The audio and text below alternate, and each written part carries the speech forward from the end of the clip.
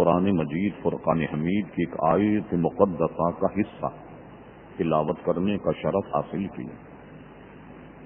قبل اس کے کہ کچھ عرض کیا جائے، اللہ تبارک و تعالی سے دعا فرمائیں کہ وہ اپنے پیارے حبیب لبیب نبی کریم رؤوف الرحیم علیہ افضل الصلاۃ و تسلیم کے صدقے و طفیل مجھے حق کہنے کی توفیق عطا فرمائے۔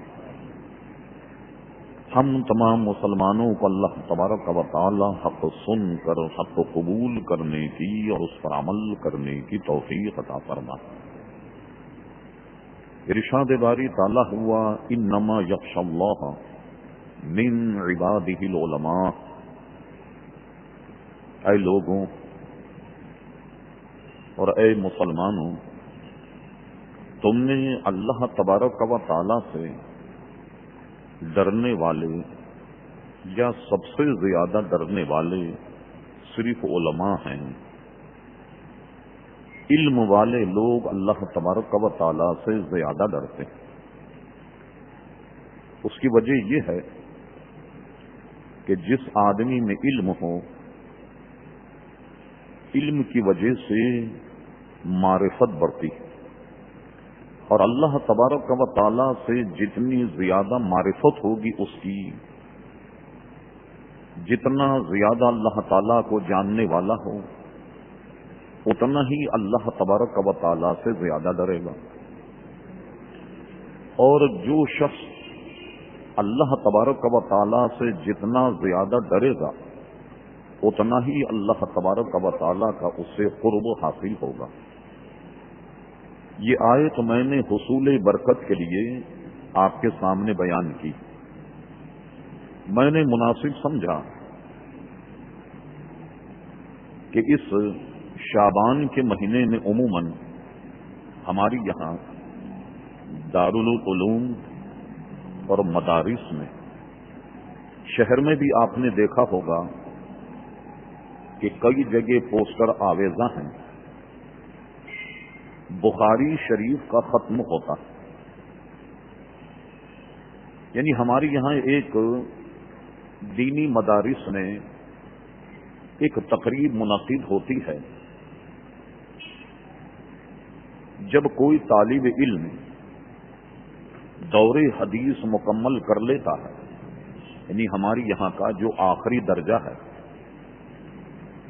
تو اس دور حدیث میں ہمارے یہاں ایک تقریب منعقد ہوتی ہے، اور اس میں استاد اپنے شاگردوں کے سامنے امام بخاری رحمت اللہ تعالی علیہ کی بخاری شریف کی آخری حدیث کا درس دیتا ہے،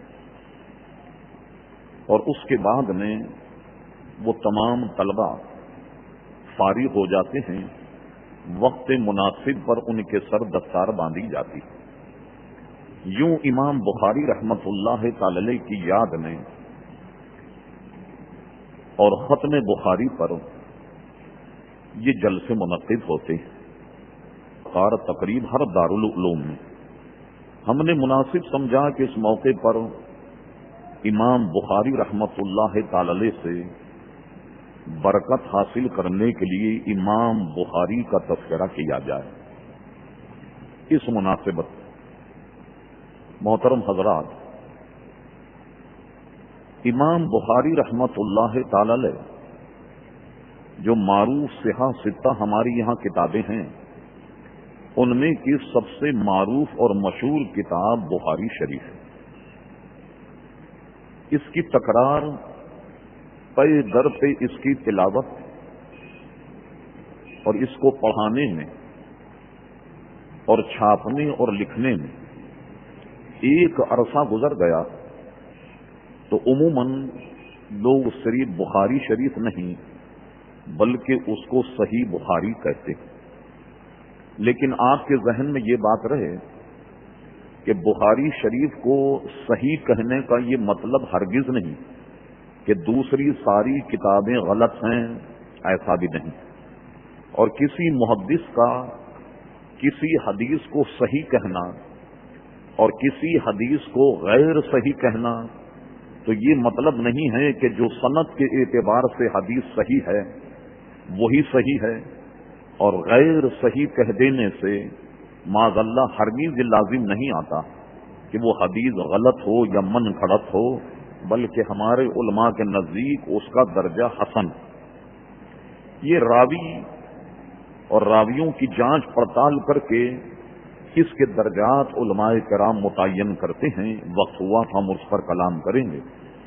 غرض یہ کہ ان صحہ ستہ کہ جو محدثین ہیں ان پہ ایک بہت زیادہ معروف نام حضرت امام بخاری رحمت اللہ تعالی علیہ، ہم نے سوچا کہ ان کا تذکرہ اس طور پر بھی کیا جائے، یہ ہمارے اسلاف ہیں، ہمیں ان کے واقعات اور معاملات یاد رکھنے چاہیے، اور انہوں نے جو دین کی خدمت کی ہے آج تک ہم بخاری شریف بلکہ انشاءاللہ تبارک و تعالی ہم اور آپ تو نہ رہیں گے مگر تا قیام قیامت بخاری شریف اور حضور کے حدیثوں کا درس ہوتا رہے گا، اور انشاءاللہ آئندہ بھی یہ کتابیں محفوظ رہیں گی اور اسی طرح ہماری درسگاہوں میں پڑھائی جائیں گی۔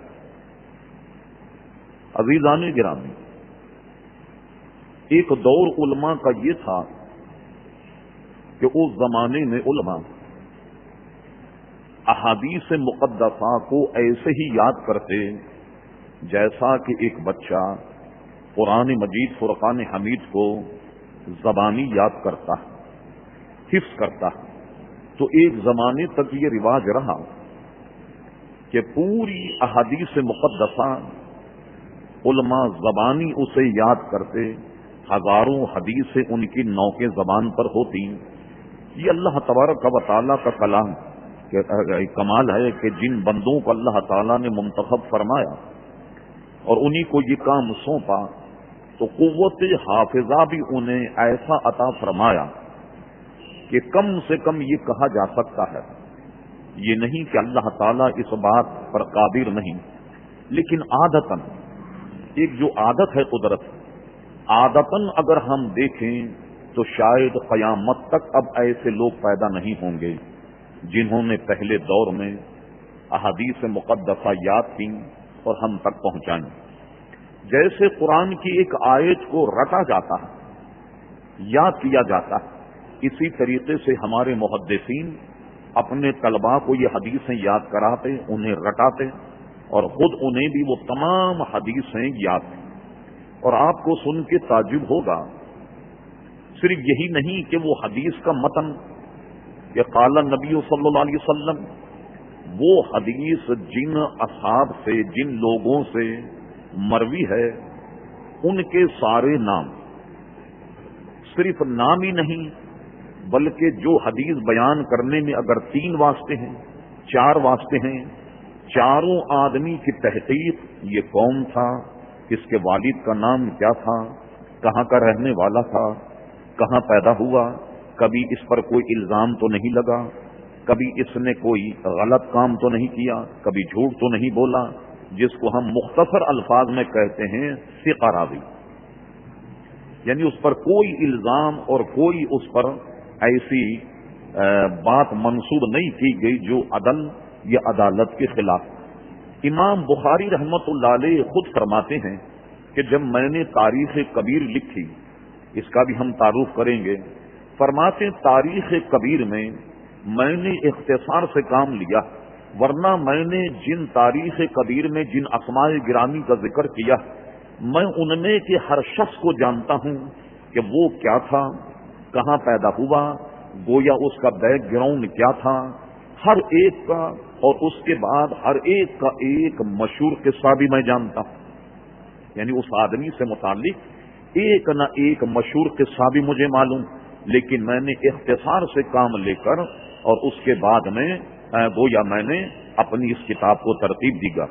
فریابی ایک بہت بڑے محدث ہیں، وہ فرماتے ہیں جب امام بخاری رحمت اللہ علیہ، یہ بخاری کے علاوہ جو ان کی کتابیں ہیں، ایک ان کی تاریخ کبیر جس میں وہ تمام راویوں پر کلام کرتے ہیں، ان کی سیرت پر گفتگو کرتے ہیں، آپ کو یہ بھی تعجب ہوگا، آج کو ہمیں جو اللہ نے نعمتیں دی ہیں ہمیں تو قدر نہیں، آپ حیران ہوں گے سن کے، امام بخاری رحمت اللہ علیہ نے تاریخ کبیر، ایک بہت بڑی ضخیم تاریخ، تاریخ ایک بہت بڑی کتاب امام بخاری جس میں راویوں پر گفتگو کی اور ان کے احوال کو بیان کیا. عزیزان گرامی، انہوں نے مدینہ منورہ میں رہ کر چاند کی روشنی میں اس کتاب کو لکھا ہے. ان کے پاس چراغ نہیں تھا، نہ ایسا وافر مقدار میں آج کل جو ہمارے پاس وسائل اور مسائل وہ ان کے پاس نہ تھے. امام فریابی فرماتے ہیں کہ میں نے جب مدینہ منورہ میں حاضر ہو کر تاریخ کبیر کو جب میں نے نقل کیا، یعنی ظاہر ہے کہ پہلے لکھی گئی، اس کے بعد جب میں نے نقل کیا، امام فریابی کہتے ہیں کہ جب میں تاریخ کو نقل کر رہا تھا تو امام بخاری کا حال یہ تھا کہ ابھی ان کی داڑھی بھی نہیں نکلی تھی. اتنی کم عمر میں امام بخاری رحمت اللہ علیہ نے صرف چاند کی روشنی میں تاریخ کبیر کو لکھا. اور اس کا نقل کرنے والا کہتا ہے جب میں نے اس کتاب کو نقل کیا تو امام بخاری کی ابھی داڑھی بھی نہیں نکلی تھی. اتنی کم عمر میں امام بخاری رحمت اللہ علیہ نے یہ کتاب جو ہے وہ لکھ دی.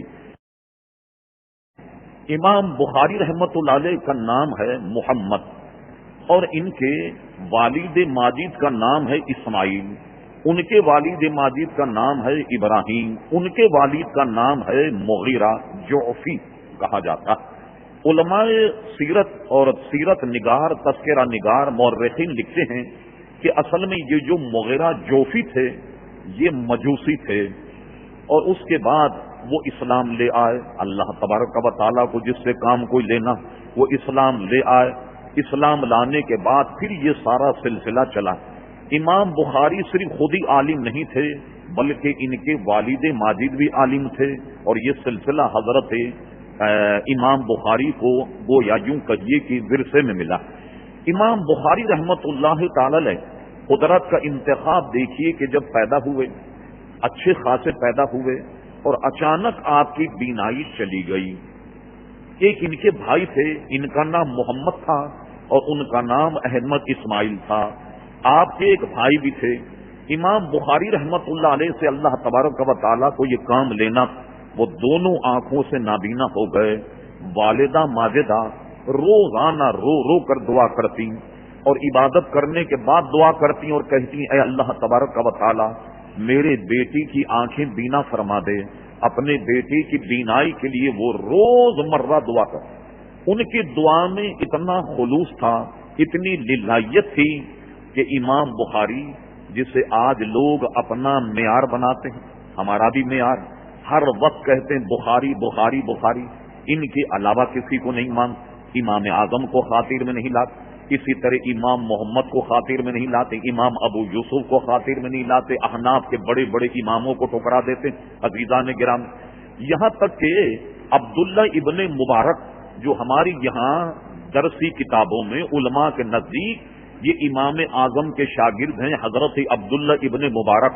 حضرت عبداللہ ابن مبارک امام اعظم ابو حنیفہ کے شاگرد، اس درس کے ان خاص آدمیوں میں ان کا شمار ہوتا، اور تمام محدثین عبداللہ ابن مبارک کو امیر المومنین فی الحدیث کا نام دیتے ہیں.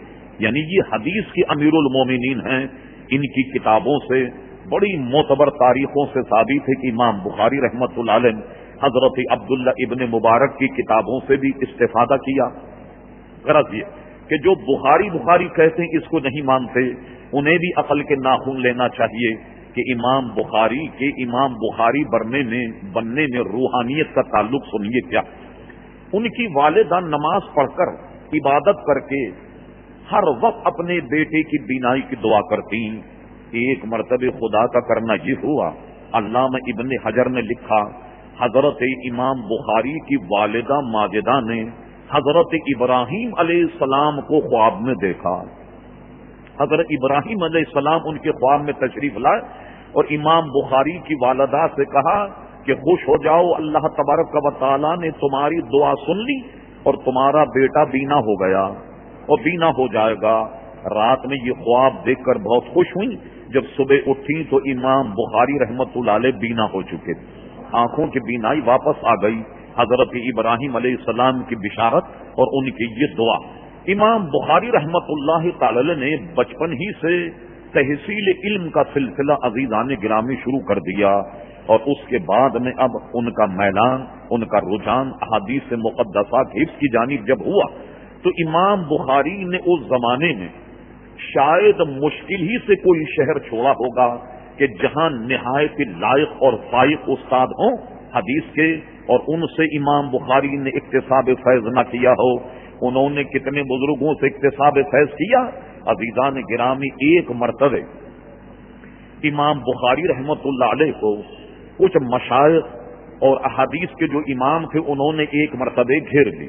گھیرنے کے بعد کہا، امام بخاری تم ایسا کرو کہ آج ہمیں اپنے شیوخ سے، جن جن شیخ سے تم نے حدیث سنی ہے، ایک ایک حدیث ہمیں سنا دو۔ یہ نہیں کہ ایک شیخ کی 10-5، ایک ایک حدیث ہمیں سنا دو جن مشائخ سے تم نے حدیث کی سماعت کی ہے۔ اللہ اکبر! امام حجر لکھتے کہ امام بخاری رحمت اللہ علیہ صرف ایک شیخ، ایک اپنے استاد سے ایک حدیث سنائی تو ان کے اساتذہ کی طاقت معلوم ہوا۔ اس نشست میں انہوں نے 1000 حدیثیں سنائیں۔ 1000 حدیثیں سنائیں تو معلوم یہ ہوا کہ 1000 اساتذہ کرام کی خدمت میں آپ گئے اور ان سے آپ نے تحصیل علم کیا۔ اس سے اندازہ لگائیے کہ ان کے اساتذہ، ان کے استادوں کی تعداد جو ہے عزیزان گرامی وہ 1000 ہے۔ ایک روایت یہ ہے کہ تقریباً آپ کی عمر 18 برس رہی ہوگی۔ اپنی والدہ ماجدہ، اپنے بھائی احمد بن اسماعیل کے ساتھ آپ حج کرنے کے لیے گئے، مدینہ منورہ میں رک گئے۔ حج کرنے کے بعد اب مکہ مکرمہ، مدینہ منورہ جو علم و فضل کا گہوارہ تھا، آپ وہاں تحصیل علم کے لیے رک گئے اور اپنی والدہ ماجدہ اور اپنے بھائی کو بخارا بھیج دیا۔ امام بخاری رحمت اللہ علیہ نے وہاں کے مشہور علماء سے عزیزان گرامی حدیثیں لی، اور اس کے بعد میں سمرقند، بخارا، تاشقند، یہاں تک کہ امام بخاری رحمت اللہ علیہ بصرہ گئے اور اس کے بعد کوفے بھی آئے۔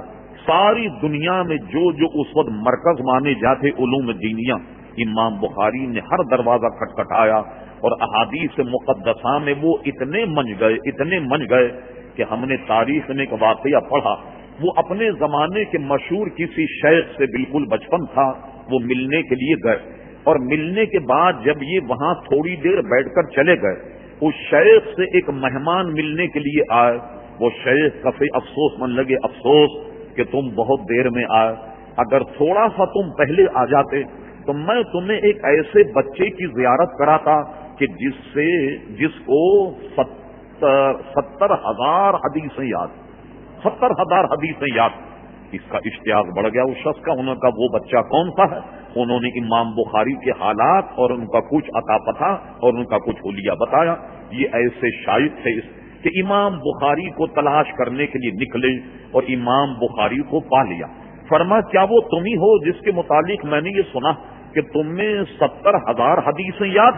امام بخاری ان سے بڑی خندہ پیشانی سے ملے، اور ملنے کے بعد جب انہوں نے کہا، کیا تم وہی صاحبزادے 70,000 حدیثیں یاد؟ امام بخاری انہیں بٹھا کر کے کہا، 70,000 نہیں بلکہ مجھے اس سے زیادہ حدیثیں یاد ہیں، اور ہم نے اپنے مشائخ علماء سے سنا بھی اور پڑھا بھی، کتابوں میں موجود ہے۔ امام بخاری رحمت اللہ علیہ کا یہ عدد جو بچپن میں 70,000 تھا، عزیزان گرامی بڑھتے بڑھتے بڑھتے یہ 3 لاکھ تک پہنچ گیا۔ 3 لاکھ حدیثیں امام بخاری رحمت اللہ تعالی علیہ عزیزان گرامی یاد۔ آپ پر ظاہر ہے کہ وقت اتنا نہیں، آپ کے واقعات میں ہم نے دیکھا کہ جس کتاب کو ایک مرتبہ پڑھ لیں، ایک مرتبہ دیکھ لیں، ایسا ہوتا جیسے کہ وہ ان کی عقل پر بالکل منقش ہو گئی ہو۔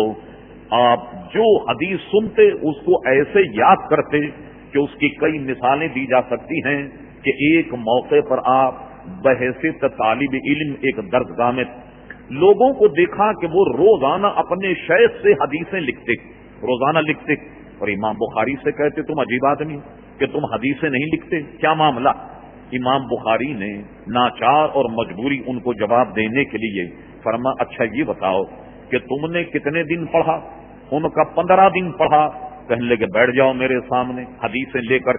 امام بخاری نے پہلے دن کا سبق پورا سنا دیا کہ اتنی حدیثیں بیان، یہ اس کے راوی، ایک دن 2 دن پوری 15 دن تک جو وہ بیٹھے رہے اپنے اساتذہ سے سیکھتے رہے، سارے لوگ اپنا لکھا ہوا سامنے رکھ کے بیٹھے ہوئے ہیں، اور امام بخاری نے پورے 15 دن کا سبق زبانی سنا دیا۔ اس قدر امام بخاری رحمۃ اللہ علیہ کا حافظہ اللہ تبارک و تعالی نے انہیں عزیزان گرامی عطا فرمایا۔ بطور نمونہ ہم 1-2 باتیں عرض کرتے۔ جب کوئی مشہور آدمی چلا جائے، اب تو فن کی قدر رہی نہیں عزیزان گرامی، اس زمانے میں اس کے شائقین اتنے کہ امام بخاری نے ایک مرتبہ بغداد شریف کا پروگرام بنایا۔ بغداد شریف کی مشہور درسگاہیں امام بخاری کا نام سنتی تھیں، وہ سب کے سب اکابر علماء جمع ہو گئے کہ امام بخاری کا درس سنیں گے۔ اس میں کیا ہوا، بسا اوقات ایسا ہوتا کہ آدمی کا نام بہت بڑا ہوتا لیکن اس کی شخصیت علمی اعتبار سے بہت بونی ہوتی، تو یہاں کے مشائخ نے پروگرام یہ بنایا کہ امام بخاری کی محفل میں ہم کیا کریں گے، 10 علماء ایسے تیار کیے، ذرا توجہ کیجئے، بہت آسان کر کے میں بتاتا ہوں کہ بات سمجھ میں آ جائے۔ 10 آدمی ایسے تیار کیے اور 10 علماء یا طالب علم کو 10 حدیثیں ایسی رٹا دی کہ جس کی سند پڑھیں وہ سند کی حدیث نہیں پڑھیں، یعنی جو حدیث پڑھیں اس کی سند نہیں پڑھیں، یہ ہے، یعنی غلط سند بیان کر کے حدیث بیان کریں تاکہ ہم دیکھیں امام بخاری کیا جانتے ہیں اور کتنے علم کے درمیان۔ امام بخاری جب بیٹھے، بڑے پروگرام کے تحت ایک شخص کھڑا ہو گیا، کھڑے ہونے کے بعد اس نے حدیث کی سند پڑھی، جب حدیث کی سند پڑھی، سند کے بعد جب حدیث پڑھی، حدیث کوئی اور پڑھ دی، کسی اور سند کی حدیث پڑھ دی۔ 10 نے اس نے اپنا کام کیا، ایک اور عالم کھڑا ہوا، اس نے بھی 10 حدیثیں پڑھی، متن جو حدیث کا ہے سند کسی دوسرے سے ملائی، اور جو حدیث پڑھی کسی اور سند کی، جو سند پڑھی کسی اور حدیث۔ جب یہ 100 حدیثیں پڑھ رہے تھے، امام بخاری پر اہل علم جو تھے وہ تو سمجھ گئے، عام لوگوں نے پوچھا، سوال ہوا کیا اب ان حدیثوں کے مطابق کچھ جانتے؟ انہوں نے کہا میں نہیں جانتا۔ ہر حدیث پر فرماتے میں نہیں جانتا۔ جو بونے قسم کے لوگ تھے، کم فہم، جو اس فن سے واقف نہیں، وہ کہہ رہے تھے لو بلا وجہ اتنا بڑا محدث بنا رکھا ہے لوگوں نے امام بخاری، جہاں دیکھو بخاری بخاری، اور یہ تو 100 حدیثیں پڑھی اور 100 حدیث میں بھی یہ کہتا کہ مجھے اس کا علم نہیں، اس کا علم نہیں۔ جب امام بخاری نے دیکھا بھئی اب کوئی اور رہ تو نہیں گیا، پروگرام کے اندر 100 حدیث بیان کر، اب امام بخاری کھڑے ہو، فرما سنو، جو تم نے کہ فلاں شخص نے پہلی حدیث پڑھی، حدیث تو صحیح ہے مگر اس کی سند یہ نہیں جو تم نے پڑھی، اس کی سند یہ ہے، اس کی سند بیان، اور فرما تم نے جو سند پڑھی اس کی حدیث یہ ہے۔ سبحان اللہ، یعنی جو اس نے حدیث پڑھی اس کی سند بیان کی اور جو اس نے سند بیان کی اس کی حدیث بیان کی۔ اللہ اکبر۔ جب 100 حدیث پر امام بخاری نے تبصرہ کیا، اکابر علماء اش کر اٹھے کہ اللہ تبارک و تعالیٰ نے اس شخص کو کیسا حافظہ عطا فرمایا کہ ہر سند کی حدیث پڑھ رہا ہے، ہر سند کی حدیث پڑھ رہا۔ ایک مرتبہ آپ بصرہ گئے اور وہاں جانے کے بعد جب لوگوں نے علمی محفل ان کے لیے سجائی، اب یہ دیکھیے امام بخاری کی تمام طرق پر ان کو کیسے اطلاع۔ امام بخاری نے علماء سے فرما آج میں تمہیں ایک کمال بتاؤں گا، وہ سنو کمال کیا ہے۔ وہ کمال یہ ہے کہ آج میں تمہیں وہ حدیثیں سناؤں گا جو تم سب کو یاد، تم سب کو وہ حدیثیں یاد، مگر میں وہ تمام حدیثیں تمہیں دوسری سند سے سناؤں گا، یعنی تمہارے پاس ایک سند ہے لیکن میں تمہیں اس کی دوسری سند بیان کروں گا۔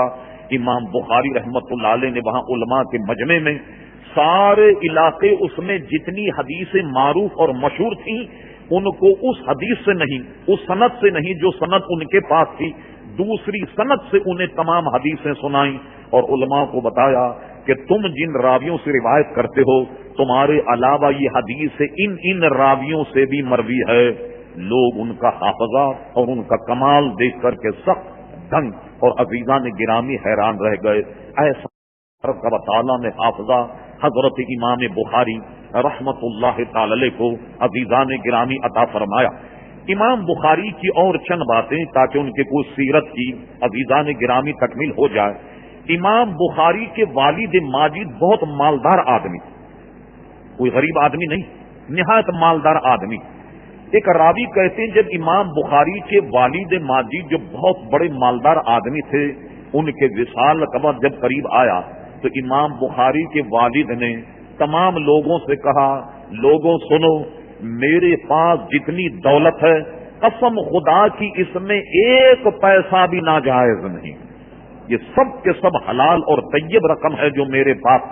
شاید ہم اور آپ کبھی یہ دعویٰ نہیں کر سکیں گے، اگر چلو حرام نہ بھی ہو، شبہ سے تو خالی نہیں ہے، مگر امام بخاری کے والد اتنے متقی پرہیزگار تھے کہ اپنے وصال کا فرمایا کہ میں بہت دولت مند گویا آدمی ہوں، مگر میری دولت میں یقین سے کہتا ہوں کہ ایک پیسہ بھی اس میں کوئی ناجائز نہیں، سب حلال اور طیب ہے. امام بخاری رحمت اللہ تعالی علیہ عزیزان گرامی بہت کم کھانا کھاتے تھے، بلکہ سوکھی روٹی کھاتے تھے، اپنے طلباء کا خیال رکھتے تھے. اور امام بخاری کے کمزور ہونے میں، بلکہ یوں کہیے کہ ان کی چند بیماریاں جو لگی صرف اسی وجہ سے کہ وہ وقت پر کھانا نہیں کھاتے، اور کھانا بھی اگر کھاتے تو بہت سادہ سوکھی روٹی اور اسی قسم کی غذا امام بخاری رحمت اللہ تعالی علیہ عزیزان گرامی استعمال فرما، اور اپنی دولت سے اپنے تمام طلباء کو پال اور ان کی ساری ضروریات جو ہیں وہ مہیا کیا کرتے. اس کے علاوہ امام بخاری رحمت اللہ تعالی علیہ یعنی ان تمام علوم سے ذرا سا ہٹ کر بہت بڑے تیر انداز بھی تھے. اس زمانے کے علماء میں یہ خوبی تھی کہ کبھی کبھی حدیث پڑھاتے پڑھاتے وقت ملتا تو جہاد میں چلے جاتے، جان کی قربانی کے لیے تیار ہو جاتے. تو وہ تیر انداز بھی بہت زبردست تھے. میں نے ایک روایت میں پڑھا، امام بخاری رحمت اللہ علیہ اپنا نشانہ باندھ کر یوں کہیے کہ پریکٹس کر رہے تھے اپنے نشانے کی. تو وہ جہاں رہتے تھے، شاید آپ نے کہیں فوٹو میں یا کسی جگہ دیکھا ہوگا، بعض چھوٹی چھوٹی نہروں پر بڑے کمزور قسم کے پل ہوتے ہیں لکڑی. امام بخاری نے ایک مرتبہ تیر مارا، وہ لکڑی کا جو پل تھا اس کے کھمبے سے وہ آپ کا تیر جو ہے وہ ٹکر گیا. جب ٹکرا تو آپ نے جس شخص نے یہ پل بنایا تھا اس پل کے مالک سے آپ نے رابطہ کیا. فرما دیکھو دو باتیں، ایک تو یہ کہ تم اپنا نقصان لے لو، اور یا اگر تم چاہتے ہو تو اپنا حق مجھے معاف کر دو. امام بخاری، سبحان اللہ کیا بات، امام بخاری اس شخص نے کہا نہیں، میں اپنا حق یہ آپ کو معاف کرتا ہوں، جو کچھ بھی ہے وہ آپ ہی کا ہے. جب آدمی خوش ہو جائے، آج کل آپ نے دیکھا کہ خوش ہونے کے بعد کیا ہوتا ہے، شادی بیاہ میں جب خوشی ہوتی ہے تو کیا ہوتا ہے، ناچ گانے کا پروگرام ہوتا، بڑے بڑے مہذب لوگ ناچ گانے میں مگن ہوتے. اور ہمارے یہاں شادی بیاہ میں تو جب تک شادی والا ولیمے والا 500 گانے نہ بجا لے سمجھا ہے کہ نکاح ہی مضبوط نہیں ہوا. جب تک کہ گانے نہ بجا لے، نہ اذان کا اہتمام، نہ اذان کا احترام، نہ نماز کا احترام. یہ ایسی باتیں کہ جنہیں آپ روزانہ عزیزان گرامی دیکھتے. ہمارا عنوان نہیں مگر ذہن میں اس بات کو رکھیے آپ، ہندوستان کی سرزمین پر غیر منقسم ہندوستان، متحدہ ہندوستان میں ہندوؤں کی جب بارات جاتی، مسجد کے سامنے سے اگر وہ باجا بجاتے چلے جاتے، ارے صاحب قتل عام ہو جاتا. سارے مسلمان ڈنڈے لاٹھیاں بندوق لے کر کے نکل آتے کہ تمہیں یہ جرت کیسے ہوئی کہ تم نے مسجد کے سامنے گاتے بجاتے ہوئے گئے. کئی قتل ہو جایا کرتے. مگر آج آپ نے دیکھا کہ لوگ کس طریقے سے مگن ہیں، گاڑیوں میں ریکارڈ لگا، موٹر سائیکلوں پر لگا ہوا، نماز اذان کے وقت میں مسجدوں کے باہر سے نکل جاتے ہیں. کوئی ہے ان کو بتانے والا؟ اللہ اکبر، نہ شرم نبی، خوف خدا، یہ بھی نہیں وہ بھی نہیں. یہ حال ہمارا. امام بخاری جب خوش ہوئے، سنیے آپ، اللہ اکبر، علماء کی خوشی کس قدر.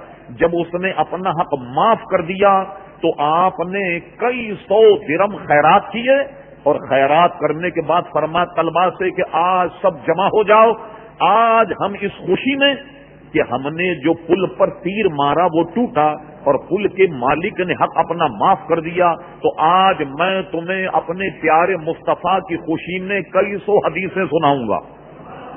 امام بخاری نے محفل رچائی اور اس کے شکرانے میں پیارے مصطفیٰ صلی اللہ علیہ وسلم کی کئی 100 حدیثیں اپنے طلباء کو سنائیں.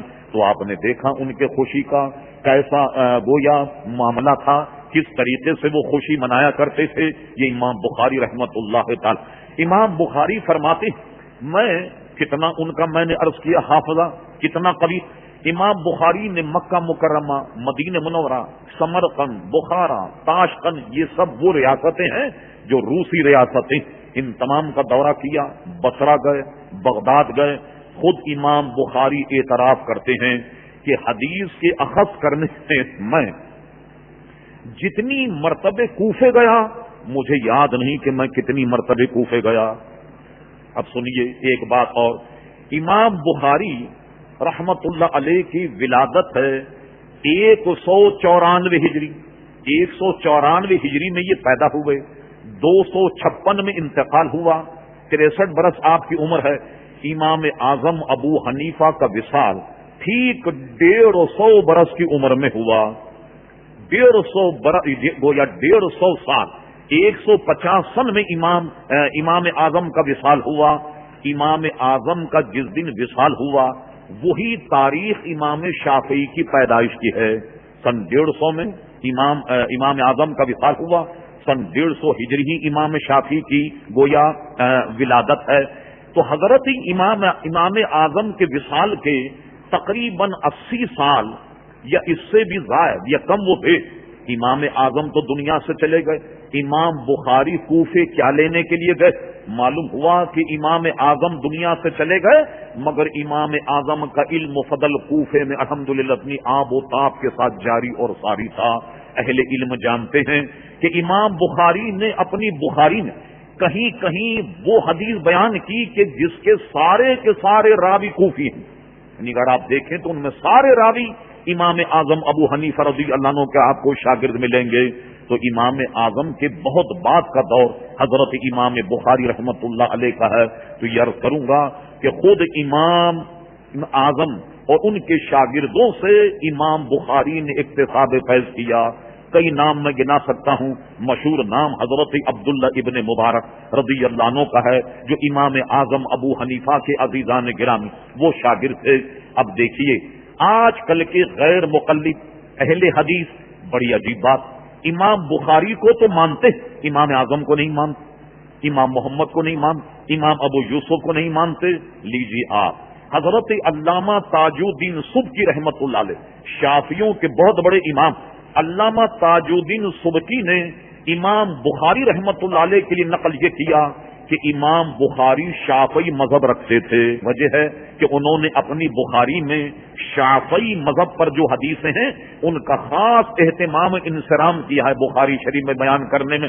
چلیے اگر علامہ تاج الدین سبکی کا قول مان لیا جائے کہ امام بخاری امام شافعی کے مقلد تھے، تو آپ نے دیکھا امام شافعی کون؟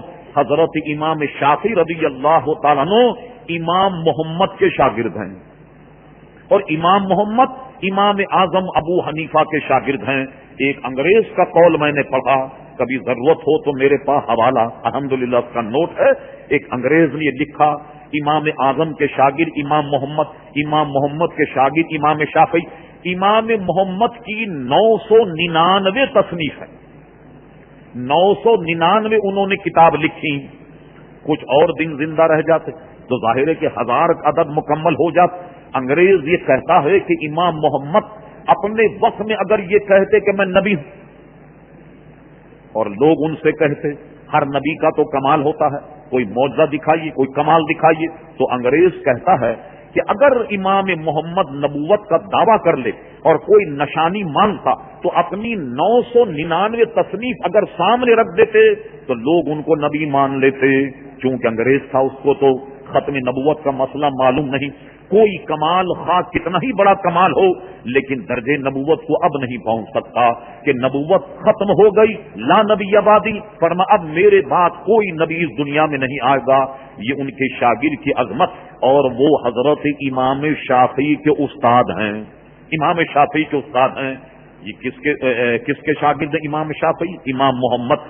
خود امام شافعی کا بیان سنیے، کہتے میں ایک دن استاد کے حجرے میں تھا، میں رات بھر نوافل پڑھ رہا تھا اور امام صاحب جو ہیں وہ سو رہے.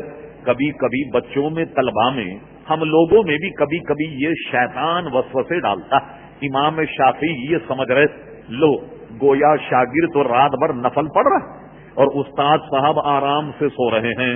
وہ یہی سمجھے کہ میں تو مگن ہوں عبادت اور استاد جو ہیں وہ سو رہے. راز جب کھلا، جب صبح اذان ہوئی، امام محمد کھڑے ہوئے. کھڑے ہونے کے بعد سنت کی نیت کر کے جب کھڑے ہو گئے، امام شافعی حیران رہ گئے. ابھی سونے سے تو وضو ٹوٹ جاتا اور امام صاحب کیا جاگ رہے تھے؟ اللہ اکبر. پوچھنے پر پتا لگا کہ امام شافعی تم تو رات بھر نفل پڑھ رہے تھے، میں بستر میں لیٹ کر قرآن مجید میں تدبر کر رہا تھا، غور کر رہا تھا، اور پوری رات میں نے اتنے 100 مسائل قرآن مجید سے نکالے. اس لیے علماء کہتے ہیں عابد کی رات بھر کی عبادت عالم کا رات بھر سونا اس کی عبادت سے افضل ہے. کہ جب وہ سوتا ہے تو دین میں تدبر کرتا، مسائل میں تدبر کرتا، مسائل کی عزیزان گرامی اس کو وہ اخذ کرتا. تو اب اگر مان لیا جائے امام بخاری امام شافعی کے مقلد ہیں، اب ان سے پوچھئے مقلد غیر مقلد جو کہتے ہیں کسی امام کی ضرورت نہیں ہے، ارے تمہارے خود امام بخاری جن کو تم کہتے ہو بخاری بخاری بخاری، وہ امام شافعی کے مقلد اور امام شافعی کے استاد امام اعظم ابو حنیفہ ہیں. تو امام بخاری میں بھی امام اعظم سے استغنا آپ نہیں پائیں گے کہ ان کے شاگردوں سے عزیزان گرامی انہوں نے تحفظ علم کیا.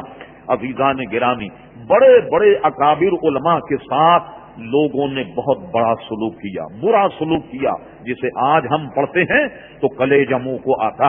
وہ اپنے زمانے کے آفتاب و مہتاب کچھ لوگ ان کے بغض اور حسد میں اتنا سرگرم عمل رہتے، ان کو کسی طریقے سے نیچا دکھانے کی کوشش کرتے. امام بخاری نے علم و فضل سے جب دنیا گھوم لی، اب اپنے شہر بخارا آئے. جب بخارا آئے تو اس قدر اہتمام کیا شہر والوں نے کہ اللہ اکبر، امام بخاری تشریف لا رہے، امام بخاری تشریف لا رہے. امام بخاری بخارا میں آئے. اب سوچتے تھے کہ یہیں درس قائم کیا جائے، یہیں پڑھانا شروع کر دیا جائے. سمرقند کا اس وقت جو حاکم تھا اس نے امام اعظم کو درخواست کی کہ آپ ہمارے یہاں تشریف لائیں. امام اعظم ابو حنیفہ رضی اللہ عنہ جب بخارا سے اس کی درخواست پر روانہ ہو گئے، خرطوم ایک جگہ جو بخارا سمرقند کے درمیان خرطوم. اب امام بخاری کو پتا لگا کہ ان کے وہاں پہنچنے سے پہلے وہاں کے کچھ حافظین نے کچھ ہنگامہ کر دیا امام بخاری پر. امام بخاری خرطوم میں ٹھہر گئے اور ٹھہرنے کے بعد کیا ہوا، پھر اس کے بعد حاکم وقت نے کہا حالات درست ہو گئے، آپ تشریف لے آئیے. مگر امام بخاری رحمت اللہ علیہ اتنا صدمہ اور اتنا وہ پریشان ہوئے، خرطوم ہی میں ٹھہر گئے اور انہیں بخار آ گیا. بخار آنے کے بعد پسینہ جاری ہو گیا. امام بخاری پر اس زمانے کے حاسدین نے اتنی دنیا تنگ کر دی. عزیزان گرامی یہ ہر حق بولنے والے کے ساتھ ہوتا، اس لیے حق بولنے والے کبھی بھی اس سے خاتمے نہیں لاتے اور اس کو ایک نظام قدرت سمجھ کر کے وہ سب کچھ فراموش کر کے عزیزان گرامی سب پر وہ صبر کر لیتے ہیں. داتا گنبش علی حجویری اپنی کتاب کشف المحجوب میں لکھا، میں دمشق میں اس کے کچھ فاصلے پر ایک شہر ہے، ایک قصبہ ہے جس کا نام بیت الجن. میں اپنے پیر و مرشد کے ساتھ بیت الجن میں تھا، وہ آخری وقت تھا میرے مرشد کا اور میرے مرشد کا سر میری زانوں پر تھا. بالکل وہ آخری ان کے لمحات تھے. انہوں نے میری طرف دیکھ کر کہا علی حجویری ایک بات میری یاد رکھ لے، اگر تو نے اس کو اپنے ذہن میں رچا اور بسا لیا تو قسم خدا کی بے شمار تکلیفوں سے بچ جائے گا، بے شمار غموں سے بچ جائے گا. انہوں نے کہا شیخ فرمائی یہ کیا وصیت ہے؟ فرما سن میں تو جا رہا ہوں اور گویا تجھے تو زندہ رہنا، جب بھی کوئی تجھ پر مصیبت آئے، کوئی آفت تجھ پر ٹوٹے، کوئی آفت تجھ پر نازل ہو، تو اب تو یہ سمجھنا یہ سب کا سب اللہ کی جانب سے ہے، تو بے شمار مصیبتوں سے بچ جائے گا. امام بخاری کو بہت کچھ افسوس ہوا مگر سمجھ گئے کہ من جانب اللہ ہے. اور اس کے بعد امام بخاری نے خود اپنے لیے یہ دعا کر دی، اے اللہ تبارک و تعالی یہ دنیا اپنی تمام وسعتوں کے باوجود، اپنے پھیلاؤ کے باوجود مجھ پر تنگ ہو گئی، لہذا اللہ تبارک و تعالی تو مجھے اس دنیا سے بلا لے. یہ کہہ کر لیٹ گئے. سخت پسینہ جاری ہو گیا، اتنا پسینہ کہ لوگ پہنچ رہے اور پسینہ جاری ہو گیا. خرطوم ہی میں امام بخاری رحمت اللہ تعالی علیہ کا 256 ہجری میں عزیزان گرامی انتقال ہوا، اور انتقال کے بعد جب آپ کو دفنایا گیا کئی دنوں تک امام بخاری کے مزار پر انوار سے مشک اور عطر کی خوشبو آیا کرتی۔ یہ حدیث مصطفیٰ صلی اللہ علیہ وسلم کی برکت ہے۔ نام میں نہیں لینا چاہتا، ایک آدمی ہے جس کا نام کوثر نیازی تھا، اس نے بخارا کا دورہ کیا، اس نے جنگ میں کالم لکھا۔ جو حضرات جنگ اخبار یا کم سے کم اخبار پڑھنے والے، کوثر نیاز ایک بے روی کا آدمی تھا، نہ علماء کی صف کا، نہ مشائخ کی صف کا، جیسا بھی ہے، میں منبر رسول پر کیا کہوں، لیکن اس نے جب دورہ کیا تو اس نے جنگ اخبار میں یہ بات قسمیاں لکھی کہ قسم خدا کی اب بھی امام بخاری کے مزار سے عطر کی خوشبو آتی۔ یہ حضور علیہ الصلوۃ والسلام کے احادیث سے مبارکہ کے بیان کرنے کی عزیزان گرامی برکت ہے۔ میں نے بہت کچھ سمیٹ کر بہت مختصر کر کے امام بخاری رحمت اللہ علیہ کی سیرت کے صرف چند گوشے بیان کیے۔ اللہ تبارک و تعالی ان کے مزار پر انوار پر رحمت و رضوان کی بارش فرمائے، اور انشاءاللہ تبارک و تعالی تا قیام قیامت بخاری شریف کا درس جاری اور ساری رہے گا، اور یقیناً یہ ثواب امام بخاری اپنی قبر میں ہیں، لیکن قیامت تک ان کو یہ ثواب ملتا رہے گا۔ وما علینا الا البلاغ۔